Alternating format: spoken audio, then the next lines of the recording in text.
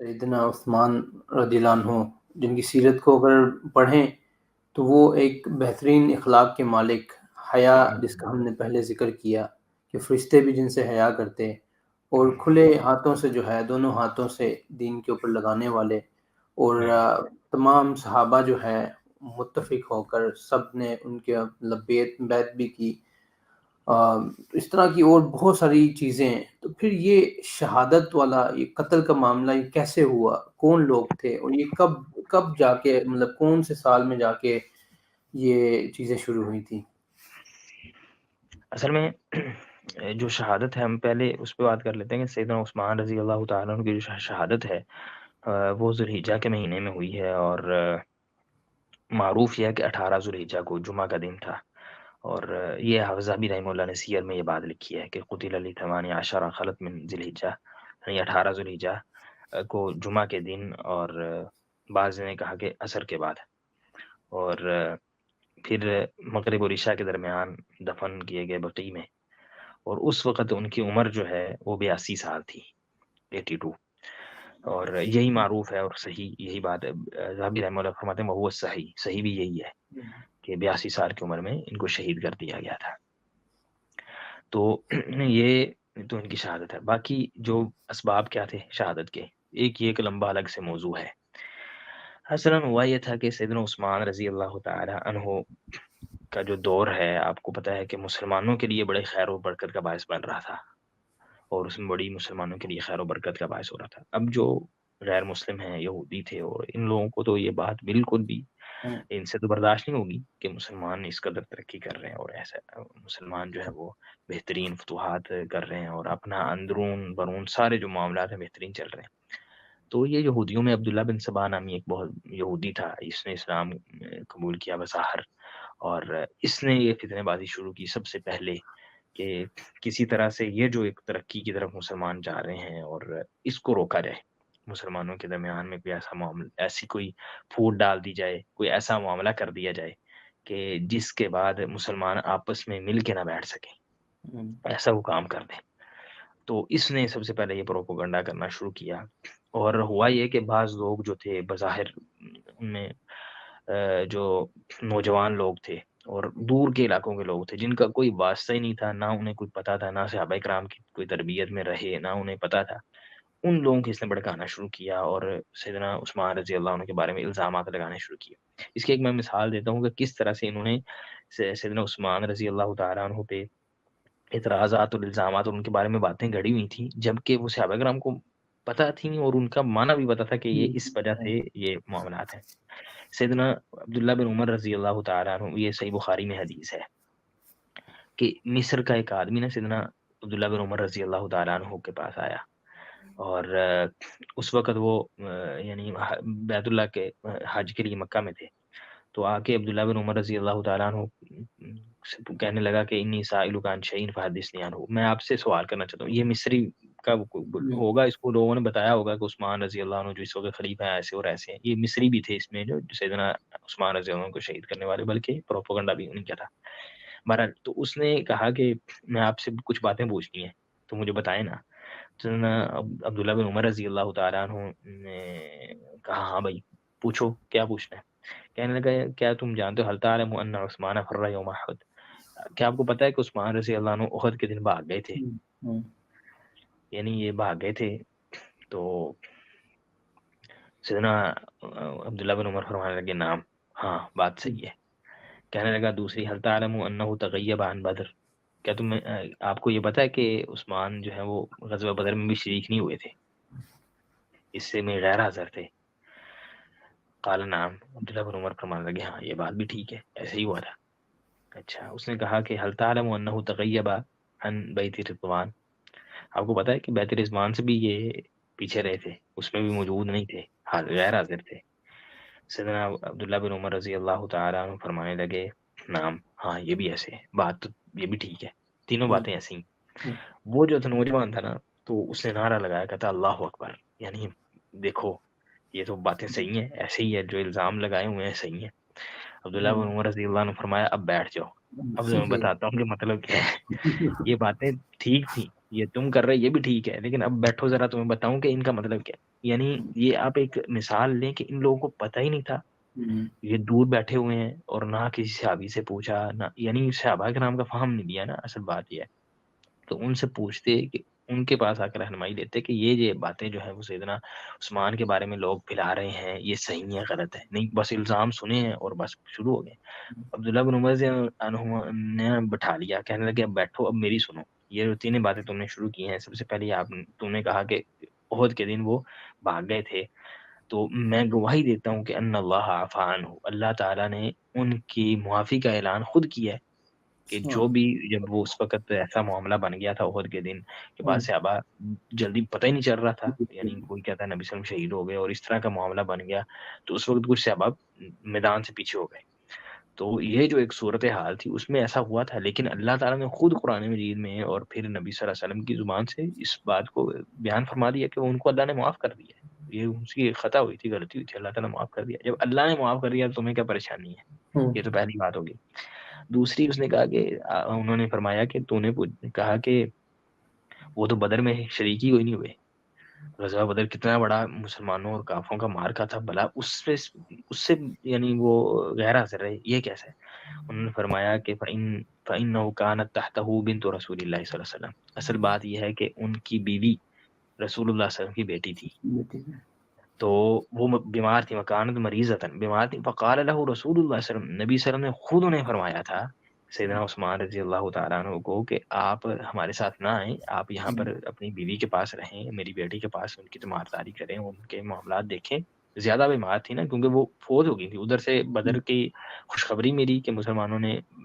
بدر جیت لی ہے، اور ادھر سے یہ وفات کی خبر ملی کہ وہ فوت ہو گئی، یعنی اس قدر بیمار تھی۔ تو اس بیماری کی حالت میں خاوند چھوڑ کے چلا جائے، تو نبی صلی اللہ علیہ وسلم نے جب دیکھا کہ یہ صورتحال، تو آپ نے فرمایا عثمان رضی اللہ عنہ کو کہ آپ یہاں پر رہیں، مدینہ میں رہیں اپنی بیوی کے پاس، اور ساتھ میں یہ بات بھی فرمائی تھی کہ جو بھی بدر کا مال غنیمت ہوگا نا، اس میں سے آپ کو بھی حصہ دیا جائے گا، ایسے ہی جیسے آپ بھی شریک ہوئے ہیں۔ صحیح ہے؟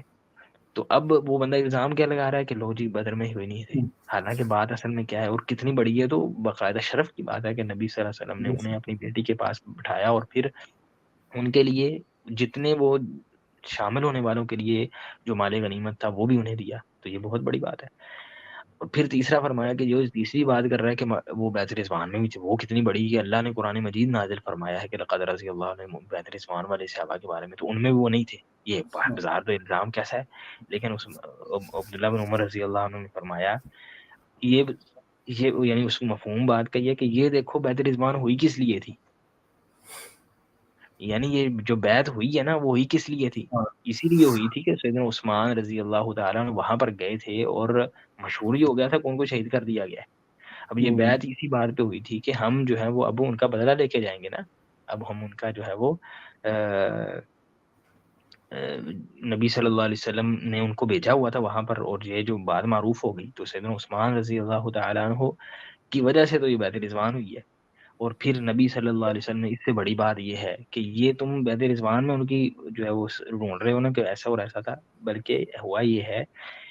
نبی صلی اللہ علیہ وسلم نے اس وقت جب سارے بیعت کرے تھے، اپنے ہاتھ کو اپنے دوسرے ہاتھ پر رکھ کر فرمایا کہ یہ عثمان کا ہاتھ ہے۔ یہ کتنی بڑی بات ہے، یعنی عثمان رضی اللہ عنہ کی طرف سے نبی صلی اللہ علیہ وسلم نے اپنے ہاتھ سے بیعت کی ہے، اور آپ کہتے ہو کہ ان کا موجود نہ ہونا یہ یعنی ان کے لیے عیب بن گیا ہے۔ تو یہ اس طرح کے الزام کہ جن کی کوئی سر پاؤں بھی نہیں ہے، اور بالکل وہ بلکہ الٹا ان کا شرف بن رہا ہے، الٹا ان کی عزت اور ان کے باعث بن رہا ہے، اس طرح سے باتیں معروف کر دیں۔ تو بعض جو نوجوان تھے اور منافقین تھے، جیسا کہ میں نے پیچھے حدیث بھی ذکر کی نا کہ نبی صلی اللہ علیہ وسلم نے عثمان رضی اللہ عنہ نے فرمایا تھا کہ منافق چاہیں گے کہ آپ اس غلط کو اتار دیں اور خلافت چھوڑ دیں، لیکن آپ نے نہیں چھوڑی، تو منافق لوگ تھے۔ بعض جو جاہل لوگ ہیں انہوں نے یہ معروف کر دیا کہ ان میں صحابہ کرام تھے، یہ سب سے بڑا دنیا کا جھوٹ ہے کہ صحابہ کرام نعوذ باللہ سیدنا عثمان رضی اللہ عنہ کے خلاف موجود تھے، یا ان کو شہید کرنے والے موجود تھے، کوئی ایسی بات نہیں، کوئی ایک صحابی بھی ایسا نہیں تھا، اور بلکہ تمام صحابہ کرام ان کے دفاع میں تھے۔ ہاں یہ بات الگ ہے کہ اس وقت یعنی صورتحال ایسی بنی تھی کہ صحابہ کرام چار جو ہے جگہوں پر مصروف تھے، یا آپ سمجھتے ہیں کہ 4 ہم ان کے حصے کر سکتے ہیں۔ ایک تو وہ تھے جو مدینہ میں رہتے ہی نہیں تھے، یعنی مدینہ سے باہر ہی چلے گئے تھے، بہت سارے آپ کو پتہ ہے صحابہ شفٹ ہو گئے تھے جب فتوحات ہوئیں، اور وہاں پر معاملات وہاں پر بھی چلانے تھے، وہاں پر شفٹ ہو گئے، مدینہ کو چھوڑ گئے۔ دوسرے وہ تھے جو جہاد میں مشغول تھے، یعنی جیسا میں نے بتایا کہ بہت زیادہ فتوحات ہو رہی تھی سیدنا عثمان رضی اللہ عنہ کے دور میں، اور بڑا جو ہے وہ بہترین جہاد کا ماحول تھا۔ تو سیدنا عثمان رضی اللہ تعالیٰ عنہ نے جو صحابہ بھیجے ہوئے تھے وہ جہاد پر تھے، کئی صحابہ۔ تیسرے وہ تھے وہ جو حج پہ گئے ہوئے تھے نا، بہت سارے صحابہ حج کے دن تھے، حج پہ گئے ہوئے تھے۔ ایک جو کچھ صحابہ تھے وہ مدینہ میں موجود تھے، یعنی جو ایک حصہ صحابہ کا موجود تھا، لیکن یہ ان کے مقابلے میں تھوڑے تھے۔ یہ جو بلوائی یا جو غنڈے آئے تھے سیدنا عثمان رضی اللہ عنہ کو شہید کرنے، ان کے مقابلے میں ایک تو وہ تھوڑے تھے۔ دوسرا یہ ہے وہ آئے سیدنا عثمان رضی اللہ عنہ کے پاس صحابہ، بہت ساری احادیث اور روایات میں ملتا ہے کہ وہ آئے ہیں سیدنا عثمان رضی اللہ عنہ کے پاس، انہوں نے کہا کہ ہم آپ کا دفاع کرتے ہیں، ہم آپ کے لیے لڑتے ہیں اور آپ کا دفاع کرتے ہیں، ان کو ہم مارتے ہیں۔ لیکن سیدنا عثمان رضی اللہ تعالیٰ نے جب دیکھا کہ ماحول، یعنی ایک تو یہ تھا کہ وہ صبر کرنے والے، وہ حلم کرنے والے تھے، انہوں نے کہا کہ نہیں، میری وجہ سے یہ لڑائی ہو جانی ہے، اور مدینہ جو حرم ہے اس کے اندر لڑائی ہوگی اور مدینہ کے اندر سارا فساد ہوگا۔ دوسری بات یہ ہے کہ وہ نہیں چاہتے تھے کہ اپنی وجہ سے جو ہے وہ کسی کو قتل کا مطلب یا خون بہائیں کسی کا اپنی جان کی وجہ سے، اور ویسے بھی انہیں یہ خدشہ بھی نہیں تھا کہ شاید اس حد تک یہ لوگ چلے جائیں گے۔ تو اس وجہ سے سیدنا عثمان رضی اللہ عنہ نے سختی کے ساتھ صحابہ کو منع کر دیا کہ نہیں، میرے دفاع میں آپ نے تلوار نہیں اٹھانی۔ تو وہ صحابہ تو سماع و طاعت، یعنی جس طرح سیدنا عثمان رضی اللہ عنہ کہنا تو وہ خلیفہ تھے نا، تو انہوں نے ویسے ہی کرنا تھا۔ اس وجہ سے وہ پھر سامنے نہیں آئے، یعنی جو آئے بھی تو اس صورت میں آئے، اور پھر انہیں باقی بھی تمام صحابہ کو یہ توقع نہیں تھی کہ اس حد تک یہ خبیث لوگ پہنچ جائیں گے کہ جیسے عثمان رضی اللہ عنہ کو شہید ہی کر دیں گے۔ لیکن بہرحال انہوں نے ایسا کیا کہ سیدنا عثمان رضی وہ الزامات کیا تھے، یعنی ایک تو پہلی بات یہ کہ بہت زیادہ مظلومانہ طریقے، بعض لوگ بیان کرتے ہیں کہ فلاں شہادت مظلومانہ ہوئی، حالانکہ طریقہ اسلام میں اگر دیکھا جائے سب سے مظلومانہ جو شہادت سے عثمان رضی اللہ عنہ کی ہوئی ہے۔ مدینہ میں آپ سوچیں کہ ہمیں کوئی روک دے مسجد نبی میں نماز پڑھنے سے، آپ بھی جاتے رہتے ہیں ہم بھی، تو وہاں پر یعنی کس قدر دل پہ گراں گزرے کہ اگر کوئی مدینہ میں ہوتے ہوئے آپ مسجد میں نہیں جا سکتے، اور وہ مسجد جس کو خریدا بھی آپ نے، جس کے اندر ہی خرید کے اندر بھی آپ کا حصہ ہے، اس کی توسیع کے اندر بھی آپ کا حصہ ہے، اس قدر یعنی اس مسجد سے محبت، اور ساری عمر آپ کی وہاں پہ نمازیں پڑھتے پڑھاتے گزری ہے، اور روک دیا گیا کہ آپ مسجد میں نہیں جا سکتے۔ پھر وہ پانی جو خود خرید کے انہوں نے وقف کیا مسلمانوں کے لیے، اس پانی میں سے نہیں پی سکتے۔ یہ کتنی بڑی ان کو پریشانی بنائی کی سیدنا عثمان رضی اللہ عنہ کو، اور بالکل پیاسا رکھا گیا۔ اور بلکہ امہات المومنین میں سے بعض آتی تھیں کچھ ان کو دینے کے لیے، تو یہ ظالم لوگ نہیں دینے دیتے تھے، اس قدر پریشان کیا، اور نہایت مظلومانہ جو ہے وہ شہادت روزے کی حالت میں سیدنا عثمان رضی اللہ عنہ، یہ بھی بہت ساری روایت میں موجود ہے، پر یہ تفسیر ہے۔ تو اس طرح سے سیدنا عثمان رضی اللہ تعالیٰ عنہ کو شہید کیا ان ظالموں نے، اور یہ مختلف علاقوں سے جو ہے نا غنڈے، آپ سمجھ لیں جیسے غنڈے موالی ہوتے ہیں نا، بالکل وہ لوگ اکٹھے ہو کے آئے تھے۔ بالکل کوئی ان کا تعلق کوئی دین کے ساتھ تعلق نہیں تھا، کوئی دیندار تھے، اور کوئی ان کے اندر بڑی خیر و صلاح تھی۔ بعض لوگوں نے کہا جی بڑے نیک ولی اللہ وہاں پہ موجود تھے، کوئی ایسی بات نہیں، کیسے ولی اللہ تھے، ایک خلیفہ راشد کو شہید کر دیا، کوئی ایسے مطلب یہ غنڈے سے لوگ تھے، اور نہ ہی ان میں کوئی صحابی تھا، اور نہ ہی اس طرح کا معاملہ تھا۔ الزام کیا سیدنا عثمان رضی اللہ تعالیٰ عنہ پہ لگائے، کبھی کوئی الزام لگا دیا کہ جی یہ جو ہے نا وہ اپنے اقربا جو ہے نا قریبی رشتہ دار، ان کو جو ہے وہ نوازتے ہیں، ان کو انہوں نے منصب دے دیے ہیں، اور کسی نے الزام لگایا کہ انہوں نے سیدنا عثمان رضی اللہ تعالیٰ عنہ نے بیت المال جو مسلمانوں کا حصہ ہے اس میں سے اپنے رشتہ داروں کو دے دیا، اور فلانم کا، یہ ایسی الزامات ہیں، اور بھی الزامات۔ ہمارا ان تمام جو الزامات ہیں ان کے اندر جواب کیا ہونا چاہیے؟ ہمارا جواب یہ ہے کہ سیدنا عثمان رضی اللہ تعالیٰ عنہ کے اپنے فضائل بیان کیے ہیں نا، نبی صلی اللہ علیہ وسلم نے ان کی خلافت کا اشارہ بھی دیا ہے نا۔ ایک جو خلیفہ راشد ہے، اور بالخصوص صحابہ کرام میں جو خلیفہ ہوگا نا، وہ اگر کوئی بندہ، پہلی بات ہوئی اقربا والی بات کہتے ہیں نا، جو انہوں نے اپنے قریبی رشتہ داروں کو منصب بانٹ دیا اور ایسا کر دیا، یہ سب دنیا کا سب سے بڑا جھوٹ ہے، ایسا کہیں بھی نہیں ہوا۔ اور نہ ہی ان کے کوئی رشتہ دار جو تھے بہت زیادہ تھے، کوئی 5-7 تھے، وہ بھی 30 سے زیادہ جو ان کے گورنرز ان میں، اور وہ بھی انہوں نے نہیں لگائے تھے ان میں سے، اور جب وہ شہید ہوئے اس وقت 2 رہ گئے تھے، باقی یہ تفصیلات ہیں۔ بہرحال کہنے کا مطلب اگر یہ بالفرض مان لیا جائے کہ سیدنا عثمان رضی اللہ تعالیٰ عنہ نے بطور خلیفہ اپنے سارے رشتہ داروں کو بھرتی کر لیا، مناصب اور گورنیاں دے دی، اگر دے بھی دی تو ان پہ اعتراض نہیں بن سکتا، اس کی وجہ یہ وہ خلیفہ راشد ہے۔ خلیفہ کا اور حق کیا ہے؟ بعض لوگ ایسے بے وقوف قسم کے لوگ ہوتے ہیں کہ وہ نعرہ ان کا دن رات یہی ہے کہ خلافت خلافت خلافت خلافت، ہم نے خلافت قائم کرنی ہے، لیکن بے وقوفی ایسی ہے کہ خلافت میں بھی جمہوریت ٹھوکتے ہیں، اس میں اپوزیشن کا تصور رکھتے ہیں کہ وہاں پر جیسے خلیفہ ہو اس کی بھی ہم نے ایک اپوزیشن بنائی ہو تو اس پہ بھی ہم تنقید کریں، اور وہ بھی اپوزیشن 1400 سال بعد آ کے تنقید کرے۔ بعض ایسے لوگ بھی ہیں جنہوں نے باقاعدہ خلافت، ان کا قیام خلافت اقامت دین یا اقامت خلافت ہی ان کا پورا مقصد اور مشن ہے، اور وہ سمجھتے یہ ہیں کہ جو خلافت ہوگی وہ بھی اس میں بھی اپوزیشن ہوگی، وہ بھی جمہوریت کے طرز پر چلے گی، ایسے بے وقوفی کرتے ہیں وہ۔ سیدنا عثمان رضی اللہ عنہ جب خلیفہ ہیں ایک بات، دوسرا خلیفہ راشد ہیں، اور ان کی سنت کو نبی صلی اللہ علیہ وسلم نے خود قابل اتباع قرار دیا۔ اگر وہ کوئی فیصلہ کرتے ہیں کسی کو گورنر لگانے کا، وہ ان کا رشتہ دار ہو یا قریبی ہو یا جیسا بھی ہو، جب انہوں نے فیصلہ کر لیا کسی کو حق ہی نہیں ہے ان پہ تنقید اور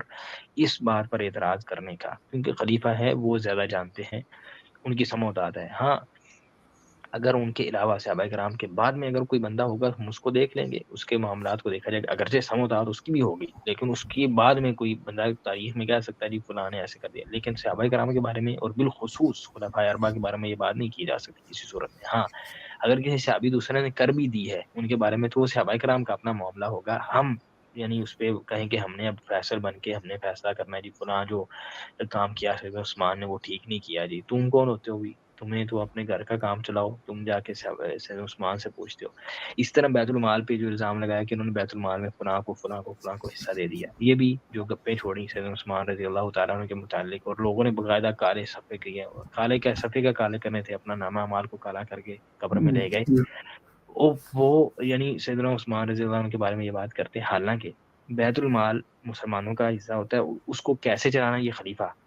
راشد جو ہے وہ خود انہوں نے فیصلہ کیا، اور ان کی جو سنت ہے قابل اتباع، بس انہوں نے اگر وہ کسی ایک بندے کو بھی سارا بیت المال دے جاتے پھر بھی کوئی مسئلہ نہیں تھا، ہم یہی کہتے کہ انہوں نے اسی میں مسجد دیکھی، وہ خلیفہ راشد ہے، انہوں نے مسجد دیکھی کہ ایسا ہونا چاہیے، انہوں نے کر دیا، بس بات ختم ہے، اس میں کیا دوسری تیسری اور چوتھی بات کرنے کی ضرورت ہے۔ بہرحال یہ جو صحابہ کرام کے متعلق بالخصوص عقیدہ نہ ہونا اور انکار حدیث کی طرف مائل ہونا، جیسے یہ دیکھیں جتنی میں نے اب آپ کو احادیث بیان کی ہیں سیدنا عثمان رضی اللہ تعالیٰ عنہ، اس کے علاوہ بھی اور ان کی صداقت اور ان کی امانت اور یہ ساری جو چیزیں ہیں، اس کے باوجود اگر ایک بندہ یہ بات سوچتا ہے کہ سیدنا عثمان رضی اللہ عنہ کی بھی غلطی ہوگی نا، یا باقاعدہ لکھتا ہے کہ ان کی غلطیاں تھیں اور انہوں نے اپنی غلطیوں کی جو ہے وہ سزا پائی، نعوذ باللہ ایسی باتیں کرتا ہے، تو اس کا مطلب یہ منکر حدیث ہے، وہ حدیث کا انکار کرنے والا ہے، بلکہ منکر قرآن بھی ہے، منکر شریعت بھی ہے، وہ کیسا بندہ ہے؟ یہ لوگ وہ ہوتے ہیں جو استخفاف حدیث کرتے ہیں، اور اس سے وہ سمجھتے ہیں کہ یہ جو حدیثیں ہیں جی یہ فلاں نے گڑ دی ہوگی، کسی نے ایسے کر دیا ہوگا، اور اس کی بنیاد پہ پھر وہ صحابہ کرام کو اپنی تان زنی کا نشانہ بنانا شروع کر دیتے ہیں۔ تو ہم یہ کہتے ہیں کہ صحابہ کرام کے متعلق ہمارا یہ عقیدہ ہے، اور ہم یہ عقیدہ رکھتے ہیں کہ ان کا جو فہم ہے وہ جیسے وہ اس فہم کے مطابق قرآن و حدیث کو سمجھ کے اس پہ عمل کیا ہے تو وہ ٹھیک ہے ان کے لیے، اور بالخصوص جو خلفائے اربعہ ہیں ان کے متعلق نبی صلی اللہ علیہ وسلم کی حدیث ہے علیکم بسنتی و سنت الخلفاء الراشدین المہدیین، ہدایت یافتہ خلفائے راشدین ہیں، اور ان کی ہم نے جو ہے وہ سنت کے مطابق چلنا ہے۔ ان کی سنت کہتے ہیں شریعت میں تو بات نہیں ان کی مانی جائے گی، کیونکہ نبی صلی اللہ علیہ وسلم کی حدیث کے مخالف تو نہیں بات مانی جاتی کسی کی بھی، چاہے کوئی بھی ہو، ٹھیک ہے، تو پھر دنیاوی معاملات میں نہیں مانی جائے گی، پھر کہاں پر یہ اس حدیث کا مطلب کیا ہوا پھر؟ یعنی شریعت میں بھی نہیں ماننی اور دنیاوی جو انہوں نے فیصلہ کیا اس میں بھی نہیں مانی، پھر کہاں بھی اس حدیث کو پھر کہاں لے کے جائیں؟ تو بات یہی ہے کہ وہ جو فیصلہ کرتے ہیں قرآن و حدیث کے فہم کے میں اور اپنے دور میں اپنے خلافت میں جو فیصلہ کرتے ہیں وہ ٹھیک ہے۔ اگر کوئی ان پہ الزام لگاتا بھی ہے، پہلی بات تو جیسے میں نے بتایا کہ الزام ہی ایسے ہیں یعنی جھوٹے موٹے، لیکن اگر کوئی الزام لگاتا بھی ہے تو اس کا جواب یہی ہے کہ یہ اعتراض بنتا ہی نہیں تھا ان پر، واللہ اعلم۔